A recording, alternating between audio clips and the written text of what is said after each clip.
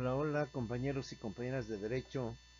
Pues estamos aquí iniciando una materia que complementa a todo lo vasto y complejo que es el derecho civil. Desde en principio habíamos hablado, cuando nos tocó la primera parte de derecho civil, que esta rama del derecho es muy compleja, es muy amplia. Abarca tantos temas y tantos temas que, como dijimos de un principio, se divide en varias partes. Se habla de un derecho civil 1, derecho civil 2, derecho civil 3, derecho civil 4. O sea, habla de lo que viene siendo un derecho de sujetos y personas, un derecho de obligaciones, un derecho de contratos, un derecho, etcétera. Tan es así que inclusive el derecho se ha separado del derecho civil el derecho familiar, porque el derecho familiar pues formaba parte del derecho civil toda vez que la familia son relaciones privadas que llevan las personas dentro de una sociedad. El derecho civil justamente reglamenta, regula esas relaciones privadas que todas las personas llevamos a cabo dentro de lo que viene siendo la sociedad. Siendo tan vasto y tan complejo el derecho civil, y siendo la columna vertebral por ello del derecho, cuyas figuras jurídicas o conceptos muchas veces trascienden a otras ramas del derecho, como derecho administrativo, derecho constitucional, claro, o derecho penal con otro tipo de connotación o de significado. Es por ello que ahora abrimos una nueva carpeta, abrimos un nuevo expediente para visualizar otro aspecto más del derecho civil, que está vinculado con lo que son los famosos derechos reales. Es decir, los derechos que tienen las personas sobre sus propiedades, que es uno de los temas más escabrosos. ¿Por qué? Porque constantemente los conflictos o los problemas se presentan precisamente por quién es el propietario de dichos bienes. ¿Quién es el dueño, por tanto, que tiene la autoridad o el poder para disponer libremente de ellos? Y en consecuencia hacer de ellos lo que viene o lo que él quiere. Es un tema muy importante que vamos a visualizar, que vamos a relacionar junto con la otra materia de derecho que también estamos viendo. ¿Por qué dos materias de derecho civil? Te vuelvo a repetir, no es tanto por la cuestión de repetir, sino porque el derecho civil es tan amplio, tan completo, tan complejo, que no solamente en CETEC, sino en todas las universidades, así se divide. Hay quienes lo dividen en 4 partes, hay quienes lo dividen en 5 partes, y sea cual sea, la intención es que es tan vasto, tan complejo y tan amplio el derecho civil, que por eso se divide en partes, por eso se establece en partes, y de esa manera poder entender mejor lo que es el derecho civil. Prueba de ello, y vuelvo a repetir, es el derecho familiar. El derecho familiar formó parte o es parte del derecho civil. Pero ya para algunos estados y algunos teóricos del derecho, algunos doctos del derecho, han asumido que el derecho familiar es un derecho ya independiente, autónomo del derecho civil, aunque forma parte del mismo, aunque viene siendo parte de lo que es el mismo. Ese mismo fenómeno se presentó hace tiempo con el derecho mercantil y con el derecho laboral. Hubo un tiempo en que el derecho laboral también formaba parte, más que el derecho laboral, las relaciones obrero-patronales, como son dos particulares, dos personas que ni uno es autoridad ni otro es autoridad en el sentido de poder político, pues entonces se levantaba bajo las reglas del derecho civil. Hasta aquí alguien por ahí pudo entender que no es una relación de carácter privado, es una relación de carácter social, en donde implica otro tipo de reglas. Y es así como el derecho laboral se separa del derecho civil.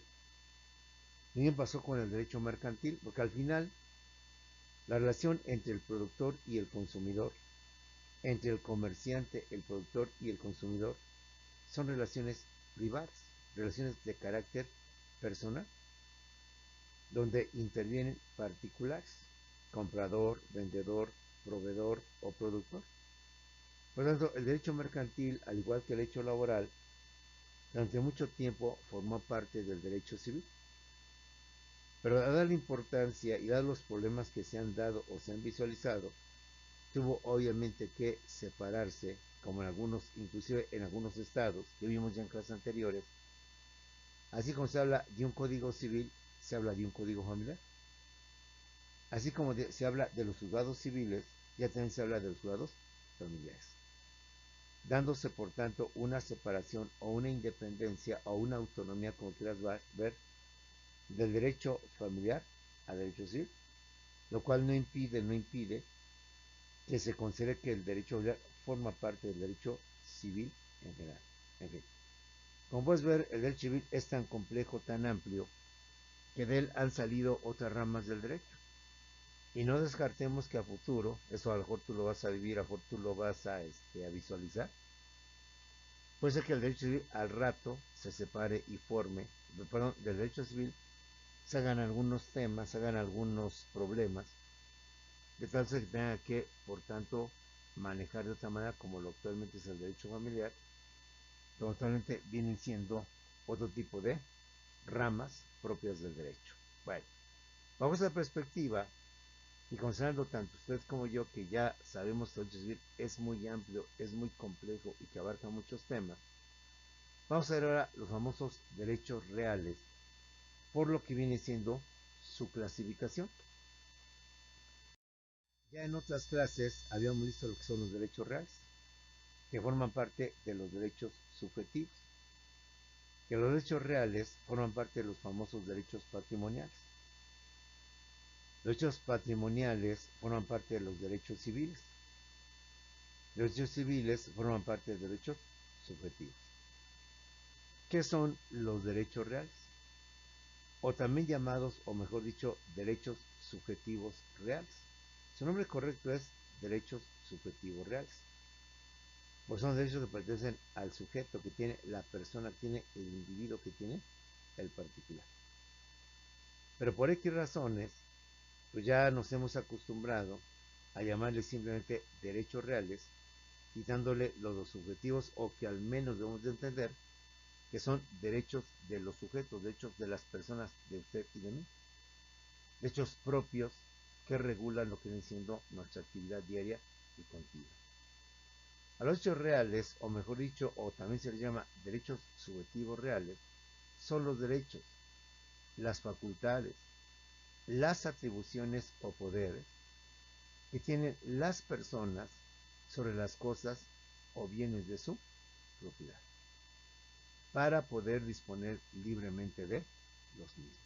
¿Sí? Mal que bien, bien que mal, las personas con su trabajo, con su esfuerzo, van adquiriendo bienes, van adquiriendo propiedades. Desde nuestra vestimenta, camisa, pantalones, zapatos, etcétera, hasta lo que es una casa, hasta lo que viene siendo quizás un rancho, una finca de descanso, hasta lo que viene siendo un auto, dos autos, etcétera. Y todos los aparatos electrodomésticos que se utilizan dentro de una casa.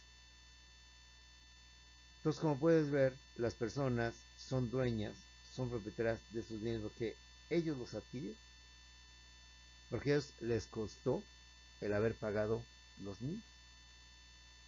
En consecuencia, si yo compré ese bien, pues yo tengo el derecho sobre ese bien. Y por derecho entiendo el poder, la facultad, la atribución para poder disponer libremente de dicho bien común. Yo compré un coche, por tanto puedo hacer lo que yo quiera con ese coche. Lo puedo pintar, puedo cambiar los faros, puedo quitar el toldo, lo puedo vender, lo puedo rentar, lo puedo prestar. Puedo hacer lo que yo quiera con ese coche. ¿Por qué? Porque es mi coche. Porque a mí me costó trabajo haberlo comprado, ahorros y demás cuestiones. Entonces tengo el derecho de poder disponer libremente de él. Le cambio el volante para hacerlo un poquito más atractivo, le cambio inclusive las puertas, lo cambio de color y todo lo que tú quieras. Igual si compro una casa y ahora esa casa es mía, por tanto puedo hacer con esa casa lo que yo quiera. La puedo ocupar, o bien la puedo poner en renta para obtener un ingreso, o bien se la puedo pasar a algún familiar, a algún amigo mío, con un costo de renta, o inclusive a veces hasta sin ningún costo de renta. ¿Por qué puedo hacer eso? Porque yo soy el dueño, porque soy el propietario, porque yo tengo ese poder, esa facultad que me permite ser dueño para disponer libremente de ese bien. Claro, dentro de lo que las leyes permiten y las leyes establecen, sin caer en las exageraciones. llegar a caer en situaciones radicales o extremistas. ¿Sí? Todos los hechos reales, aunque su nombre correcto son derechos subjetivos reales, son los derechos, es decir, las facultades, las atribuciones, los poderes que tienen las personas sobre las cosas o bienes de sus propiedades. Si a mí me costó comprarlo, si a mí me costó trabajo reunir dinero para adquirir esa casa, ese coche, esos zapatos electrodomésticos, y ahora soy el dueño de los mismos, pues tengo el derecho, la facultad, el poder para poder disponer de los mismos conforme a mis necesidades, conforme a mis intereses. Que dentro de lo normal y de lo común, pues nadie puede impedirlo y nadie puede evitar, porque yo soy el dueño, el propietario de los mismos. E insisto, si compro un automóvil puedo hacer lo que yo quiera con él. ¿Por qué? Porque es de mi propiedad, porque es mío, porque a mí me costó. Y nadie puede meterse y nadie puede decirme lo que deba o lo que no hacer sobre ese automóvil. Lo pinto, le quito el toldo, le quito algunas faros, le pongo otros faros, le pido a un herrero, a alguien que le agregue ciertos implementos que no estaban en el modelo original y que yo para hacerlo más bonito, más atractivo, que usted quiera, se lo cambio, se lo quito o se lo agrego. Igual le pongo algún implemento al motor para que el motor, desde que sea más ruidoso hasta que sea más potente. Y nadie puede impedirme que yo haga eso del carro. Así llámese un Lamborghini, un Cougar o cualquier otro tipo de esos carros costosos.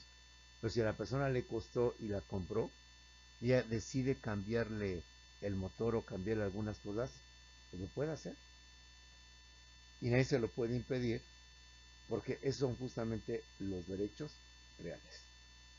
Las facultades, atribuciones o poderes que tienen las personas sobre las cosas o bienes de sus propiedades, para poder disponer libremente de los mismos.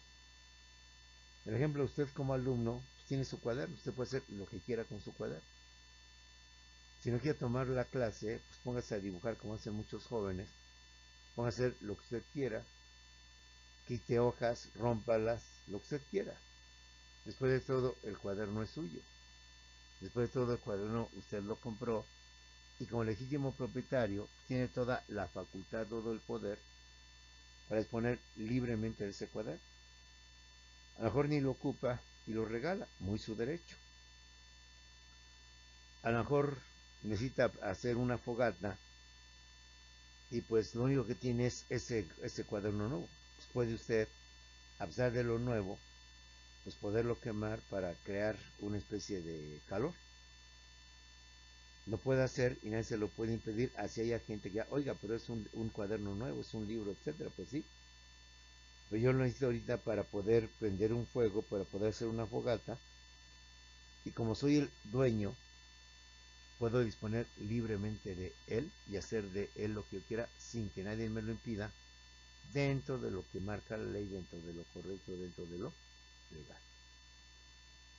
Los hechos reales, también llamados, o de forma más correcta, derechos subjetivos reales, son los derechos, las facultades, las atribuciones o poderes que tienen las personas sobre las cosas o bienes sus propiedades, para poder disponer libremente de ellos o de los mismos.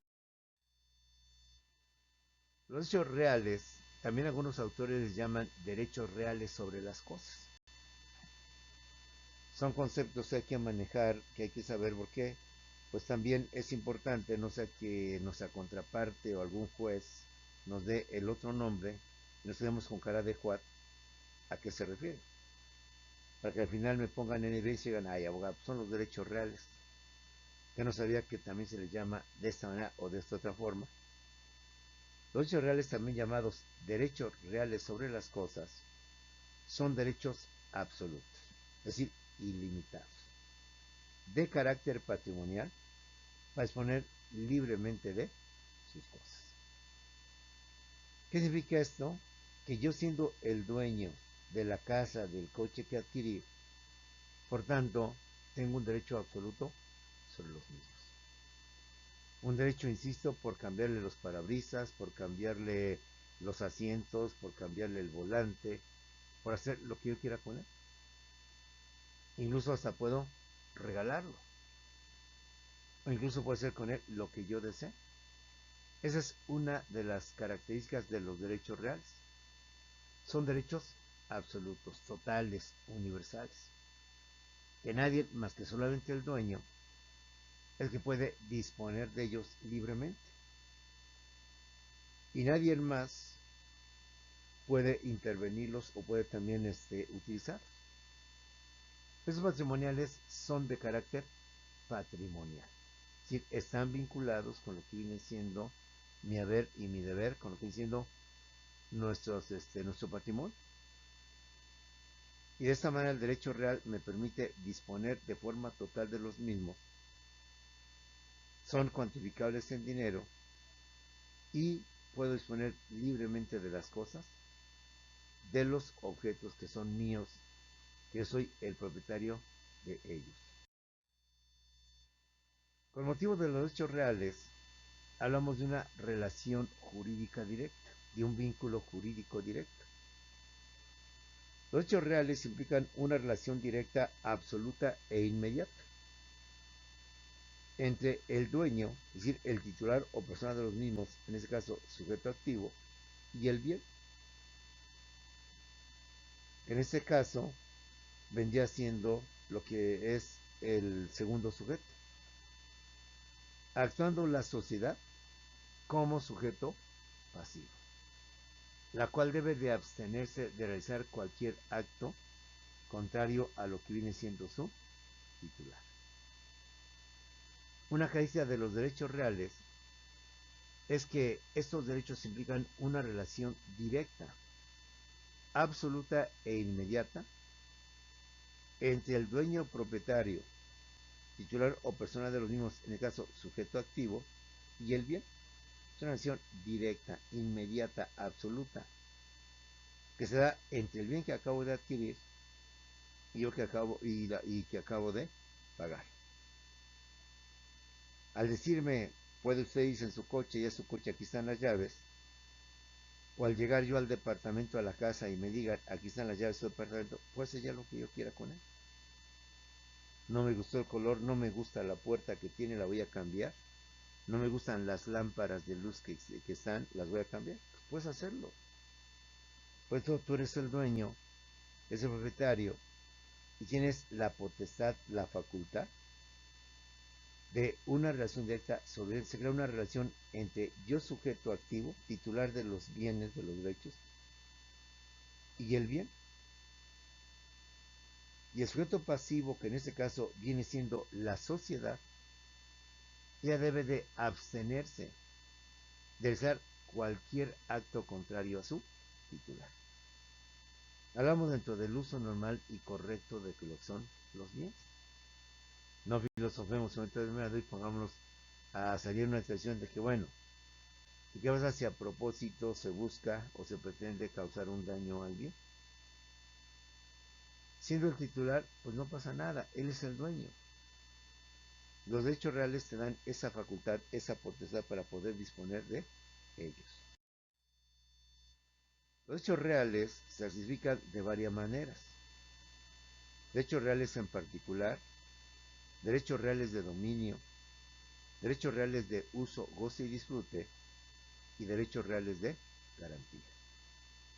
De acuerdo a diversos criterios, de acuerdo a diversos aspectos, los derechos reales se clasifican de diversa manera.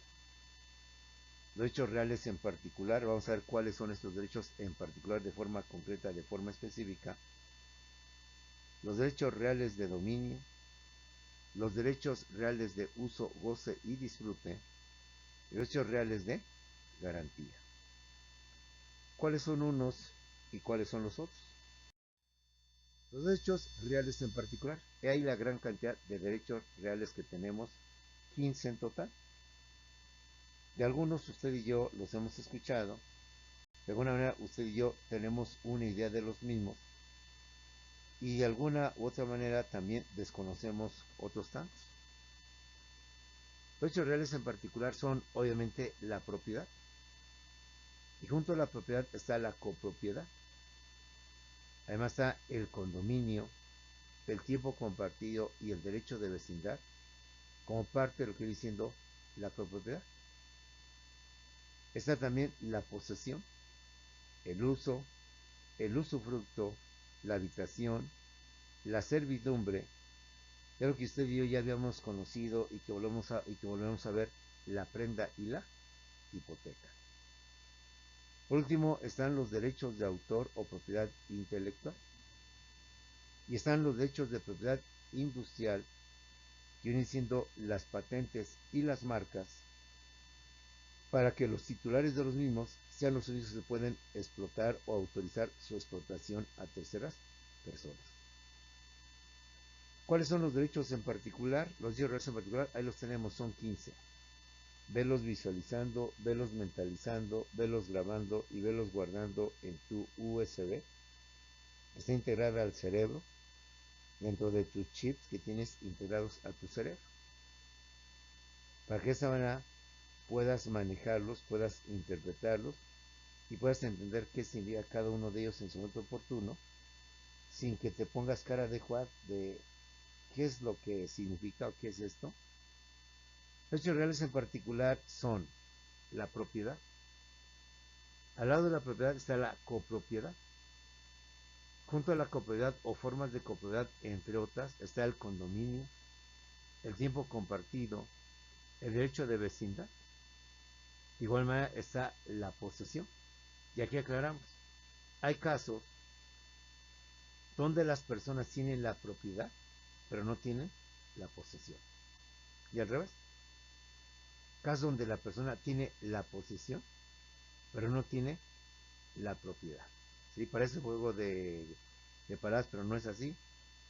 Hay personas que tienen la propiedad, son los dueños, son los propietarios del bien, pero se les metió alguien a ese departamento, a ese terreno, y por tanto tienen la propiedad, el título, pero no tienen la posesión.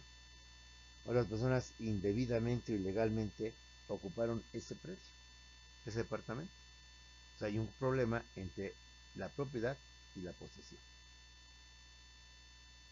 La persona tiene el título o la escritura, entonces él es el dueño, el propietario.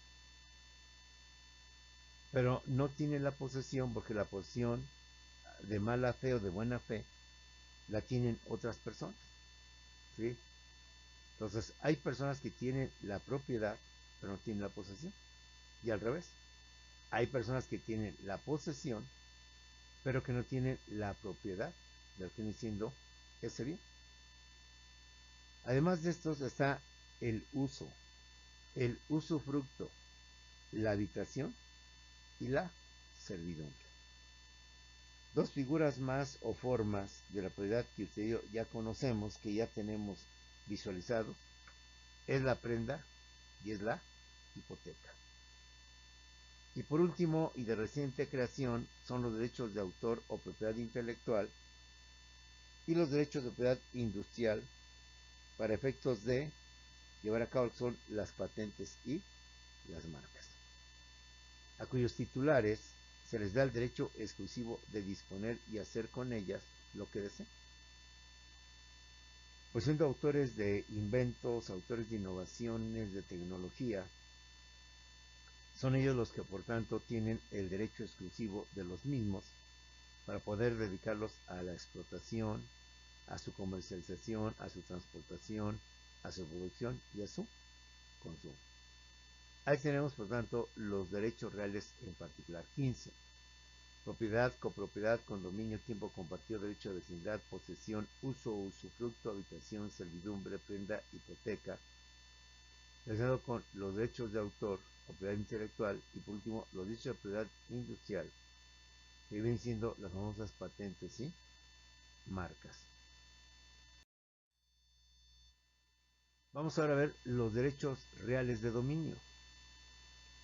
Los derechos reales de dominio son dos, la propiedad y la posesión. Aunque dentro de la propiedad ya lo vimos, está la copropiedad. Dentro de la copropiedad, también ya lo acabamos de ver y verlo mentalizando, está lo que viene siendo el condominio, el tiempo compartido y el derecho a vecindad.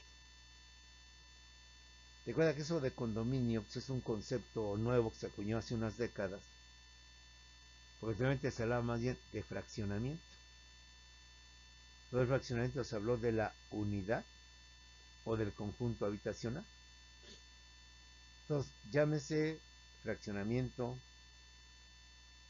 conjunto habitacional, unidad habitacional, ¿sí? O condominio. Los derechos reales de dominio son dos: la propiedad y lo que viene siendo la posesión. Además de derechos reales de dominio, se encuentran los derechos reales de uso, goce y disfrute. ¿Cuáles son los derechos reales de uso, goce y disfrute? Son el uso, el usufructo, lo que viene siendo la habitación y por último lo que viene siendo la servidumbre. ¿Sí? Como puedes ver, aquí la persona que tiene estos derechos no tiene la propiedad, no es el dueño de la propiedad, sino que el dueño o propietario de la propiedad me permite usarlos, me permite usufructuarlos, me permite habitarlos y me permite poder pasar sobre su predio, la servidumbre. En ese tipo de derechos reales no adquiero la propiedad, no me convierto en el dueño propietario. Ese dueño o propietario quien por razones X, comerciales, lucrativas o de amistad, me permite que yo pueda disponer de sus bienes para su uso, para su goce y para su disfrute. Y son por tanto el uso, el usufructo, la habitación y lo que viene siendo la servidumbre. ¿Sí? En su momento oportuno vamos a delinear y a definir y establecer cuál es el término, la definición de cada uno de estos conceptos o de estos derechos reales de uso, goce y disfrute. El uso, el usufructo, la habitación y lo que viene siendo la servidumbre. El usufructo que en su momento oportuno vamos a ver, a su vez tiene varios tipos o varias clases de usufructo. Entre otras, el usufructo sobre ganados, el usufructo sobre árboles frutales, el usufructo sobre una hacienda, quinta o rancho, el usufructo sobre bienes deteriorados, sobre bienes consumibles, sobre capitales y sobre minas. Como puedes ver, el usufructo tiene varios tipos o clases que según los intereses o los fines a los cuales se persiguen o se quiere llegar, se acuerda para hablar de un usufructo sobre ganados, un usufructo sobre árboles frutales, un usufructo sobre una hacienda quinta, que también se le llama así, o rancho, sobre bienes deteriorados, bienes consumibles y parte importante sobre bienes capitales. De igual manera, al que viene siendo el usufructo sobre minas. Ahí tenemos, por tanto, la gran cantidad de usufructos que existen y que podemos manejar y que debemos de conocer y debemos de utilizar. Ya veremos en su momento oportuno cuál es la diferencia entre el uso y el usufructo, o en sí mismo, ¿qué es un usufructo? Y para qué utilizamos esta figura del usufructo, en qué casos nos conviene, en qué casos nos puede ayudar. Y estos ejemplos son esos, son ejemplos, no son todos. Son, a más de ejemplo, los usufructos que podemos tener las personas. Repito, sobre ganados, árboles frutales, hacienda, quinta o rancho, bienes deteriorados, bienes consumibles, capitales y lo que vienen siendo las minas. Pero por si esto fuera poco, ya lo dijimos hace rato, compañeros, dentro de los diversos derechos reales en particular que se encuentran, está lo que viene siendo el uso, el usufructo, la habitación y la servidumbre. Y así como el usufructo, que en su momento oportuno vamos a definir, existen varios tipos de usufructo: ganados, árboles frutales, hacienda, quinta o rancho, bienes deteriorados, bienes consumibles, bienes capitales y minas. Servidumbre, que viene siendo otro derecho real, pero de uso, goce y disfrute, donde el dueño no me transmite la propiedad, si únicamente me transmite que yo pueda usarlo, gozarlo y disfrutarlo. La servidumbre, al igual que el usufructo, tiene varios tipos o varias clases de servidumbre. Tenemos la llamada servidumbre legal de paso, la servidumbre legal de acueducto, la servidumbre de paso de animales, la servidumbre de paso a recoger árboles frutales, la servidumbre de paso de energía eléctrica o telefónica y la servidumbre de paso para construir o para reparar. Como tú bien sabes, como está en la gráfica diapositiva, cuando hace falta electricidad, tiene que establecer, para que llegue el cableado y sobre todo aquí la energía eléctrica a lugares inhóspitos o inhabitables o alejados, sus torres, para que sobre ellas se genere la corriente eléctrica y pueda llegar a lugares más apartados. Pero puede darse el caso en este momento que la torre sobre la cual voy a poner el cableado para que llegue a otros lugares, voy a tocar propiedad privada. Propiedad privada que en un momento determinado, pues ellos como dueños pueden impedirme el paso. Pero sin embargo, se le hace ver a las personas que aunque ese es su terreno, solo vamos a poner una torre o algo para que por ahí fluya la energía eléctrica. Por ahí fluya el famoso gasoducto, y esa era poder ahorrar en transporte o en muchas cosas más. En este caso, yo necesito usar una parte del predio para poner mis torres de electricidad. Pero en ese terreno, o sobre donde voy a poner yo mis señales o señalamientos, mejor dicho, no es mío. Le voy a pedir a la persona que me permita sobre su predio, sobre hacer una servidumbre, bien sea de paso, una servidumbre de acueducto, una servidumbre para construir o reparar, o una servidumbre para el paso de animales.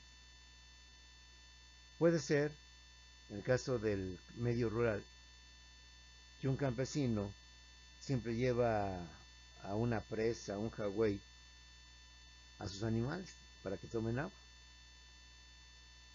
Pero entre mucho tiempo así estuvo, hasta que el dueño de un terreno, que es por donde él pasaba, empieza a bardear. Por tanto, impide que mis animales o animales del pastor o de la persona puedan llegar en donde los animales puedan tomar agua. Porque ya el dueño, el propietario, puso su barra. Y por alguna razón no hay cómo entrar a ese río, a esa laguna, como quieras llamar, para que los animales puedan tomar agua y puedan, por tanto, continuar con su paso. Entonces, es aquí el ejemplo donde podemos pedir y formalizar una servidumbre, para que por ese espacio, no sé, de 1 metro, 2 metros, según acuerdo que se llegue con las partes, puedan pasar mis animales y en consecuencia puedan tomar el agua. Y no vea con presiones o con amenazas de que pues se nos mueren por la falta de agua. Entonces, he ahí la importancia de la famosa servidumbre. Me apalabro con el dueño, el legítimo dueño del predio que me impide llegar a la laguna, que impide llegar al río, para que de esta manera mis animales pues puedan pasar por él sin ningún problema.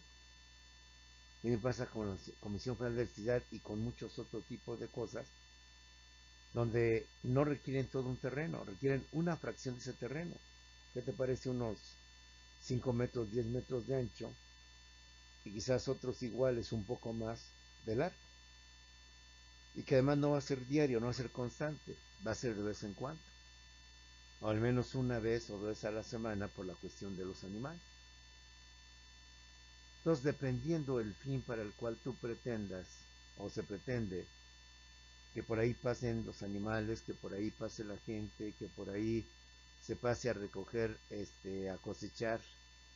a recoger los árboles frutales o cualquier otro tipo de siembra, para que por ahí pueda pasar el acueducto, el agua, pueda pasar lo que viene siendo el agua, así como los desechos, y que no necesito grandes cantidades, sino simplemente por donde ahí pase el acueducto, por donde ahí pasen mis animales. Entonces decido realizar con el dueño, el legítimo dueño de ese predio, es una servidumbre para el paso de animales, una servidumbre para el paso de las personas inclusive, del acueducto, para recoger árboles frutales de energía eléctrica o telefónica, o bien para poder construir o para poder reparar alguna instalación, algún bien que se encuentra del otro lado y que por razones de la barda que pusieron ya me resulta imposible poder pasar. Y para no estar cada rato por momentos pidiendo permiso, una vez legalizamos esta situación a través de lo que viene siendo la servidumbre. Para que yo, sin afectarte gran parte de tu terreno o de tu predio, por una fracción o por cierta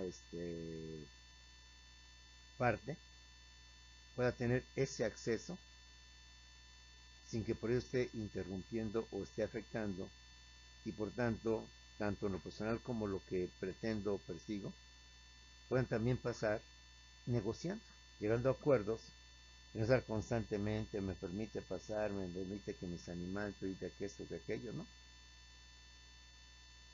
Cerramos la servidumbre con el dueño o propietario, acordamos los términos, acordamos la superficie que vamos a ocupar, bien sea a lo ancho y a lo largo, y por tanto finiquitamos un problema que obviamente sería difícil, uno, pues para tener las pruebas, y dos, para que las personas nos permitieran poder acceder o pasar sobre su predio.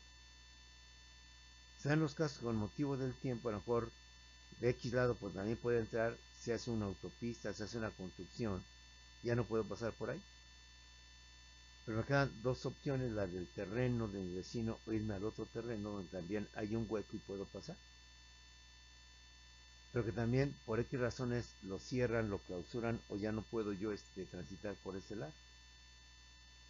Entonces, ¿qué va a pasar? Pues que entonces voy a tener que suscribir o pedirle al dueño, al propietario del mismo, que me permita ese paso, ese tránsito sobre parte de su terreno, e insisto, parte de su terreno. No voy a pedir que me dé todo su terreno o que me permita ocupar todo su terreno, no, no, ese es el paso de los animales. En el caso de la Comisión Federal de Electricidad, el caso de instalar una torre de energía eléctrica para que por ahí vayan pasando el cableado y no afecte mucho a las personas de lejanas lugares, que les impida accesar a lo que es la energía eléctrica. Claro, ya hablaremos que puede pactarse pues, un precio, un pago por esa servidumbre. Ya hablaremos también que en un momento determinado hasta la servidumbre, en caso de que el dueño no quiera, puede ser obligatorio. Porque si para pasar a mi terreno, al lugar donde yo quiero, no hay casas, no hay lugar por donde pasar, si bien es cierto, los dueños de esas casas tienen el derecho de impedirlo, de no permitir que cualquier persona pase, pero da las circunstancias de que hacía tiempo no estaban bardeados terrenos y por entrar y salir ya están, y ahora están bardeados, pues nos resulta por tanto imposible poder llevar a cabo todo esto. Entonces, como puedes ver, son muchas las figuras, muchos los conceptos que vamos a tener que ver, vamos a tener que analizar y sobre todo ir guardando en nuestra memoria, irlo reteniendo, porque cada semestre o cada cuatrimestre que estás avanzando, estamos agregando nuevos conceptos, nuevas definiciones, nuevos autores, nuevas, bueno, no tanto nuevos autores o fechas, porque no es historia, pero sí definiciones o conceptos que vamos a tener muy, pero muy presentes. Para que de esta manera, cuando tengamos algún litigio, algún conflicto, y las partes, como debe de ser, o que están hablando de profesionales del derecho, y en lugar de utilizar un lenguaje común, un lenguaje del que todos estamos acostumbrados, empiecen con sus tecnicismos, con palabras propias del idioma, y sepan, por tanto, expresarse, decir las cosas y manejarse de esta manera. Derechos reales, como puedes ver, es muy complejo, es muy amplio, tiene muchas derivaciones, tipos o clases, y todo lo que nos queda por ver por cada una de ellas. Claro, no en su totalidad, porque nos resulta difícil ver toda la reglamentación de cada una de estas figuras, pero sí al menos en sus aspectos generales. Que de esos aspectos generales podemos tener una visión más amplia, más clara, de lo que vienen siendo estos temas o estos aspectos. ¿Sí? O sea, pues, compañeros, nuestra primera clase de esta nueva materia de lo que viene siendo derecho civil complementando a los otros derechos, y que en la siguiente clase continuaremos viendo qué otros temas más abarca esta materia de derecho civil, o esta parte, mejor dicho, del derecho civil, para ir ampliando nuestro conocimiento y visualizando en toda su magnitud lo que es el derecho civil, y por tanto entender esta complejidad de la rama del derecho general que se llama derecho civil, que es la única rama que al menos se divide como en cuatro partes. Derecho penal, sí, muchas veces se divide derecho penal 1, derecho penal 2, derecho constitucional 1 y 2, derecho administrativo 1 y 2, pero la que de cajón abarca más de dos, parte 1, parte 2, parte 3, etcétera, es justamente esto, derecho civil. Quizás ahora les va dando importancia al que diciendo esta rama. Los compañeros, los dejo entonces, nos vemos unos cuantos segundos en Zoom en la siguiente clase para continuar con este nuevo aspecto del derecho civil e ir complementando, ir cerrando el círculo de todos los temas, los conceptos y definiciones que abarca el derecho civil. Perdón, ya me estaba despidiendo y me faltaban los últimos. Dentro de los derechos reales también tenemos los derechos de garantía, que ya son conocidos para nosotros. ¿Cuáles son los derechos de garantía? Son solamente dos: la prenda y la hipoteca. Mejor uno que ya recuerda lo que vimos de contratos de garantía, dice, oye, ¿y la fianza? Bueno, si eres acuicioso, sabrás que la fianza no puede ser un derecho real de garantía. ¿Por qué? Porque la prenda habla sobre bienes muebles, la hipoteca sobre bienes inmuebles y la fianza habla sobre personas. Por lo tanto, la persona no es un derecho real, porque la persona no es un bien, no es un objeto, no es una cosa, es justamente eso, es una persona, es un ser humano. Y en este caso, quien va a responder por mis deudas pues va a ser una afianzadora, va a ser una persona que a falta de él yo pago, llámese hermano, llámese primo, llámese hijo, llámese papá, como tú quieras. Entonces yo no puedo concebir a la persona como un bien por si no me paga el deudor principal, pues me paga entonces lo que viene siendo el fiador. Por eso la fianza no se encuentra dentro de los derechos reales de garantía, porque el que se compromete a pagar por otro no es un bien, es un sujeto, es una persona. En cambio, la prenda sí, porque la prenda son bienes muebles. ¿Qué doy como garantía? Bienes muebles. Mi coche, mi auto, mis aparatos electrodomésticos, mi equipo de computación. ¿Qué doy a cambio para poder asegurar que voy a pagar esa deuda con motivo del préstamo que acaban de dar? Ah, pues una casa, un departamento, una finca, Entonces ahí entramos a lo que viene siendo la hipoteca. Los hechos reales de garantía son la prenda y son la hipoteca, pero no la fianza. Que aunque la fianza, prenda y hipoteca son contratos de garantía, en cuestiones de hechos reales, los únicos dos derechos reales de garantía son la prenda y la hipoteca y no la fianza, porque la fianza no implica dar un bien como garantía, sino que una persona se compromete a pagar por nosotros. Pues sí, jóvenes, ahora sí los dejo. Nos vemos en unos cuantos segundos en Zoom con la segunda clase sobre esta nueva materia, dando un bosquejo general amplio de todos los temas y más que los temas, los conceptos, las definiciones que habremos de ir agregando a nuestra memoria, para ir entendiendo un poco más la complejidad de lo que viene siendo el derecho civil. Nos vemos en unos cuantos segundos en Zoom.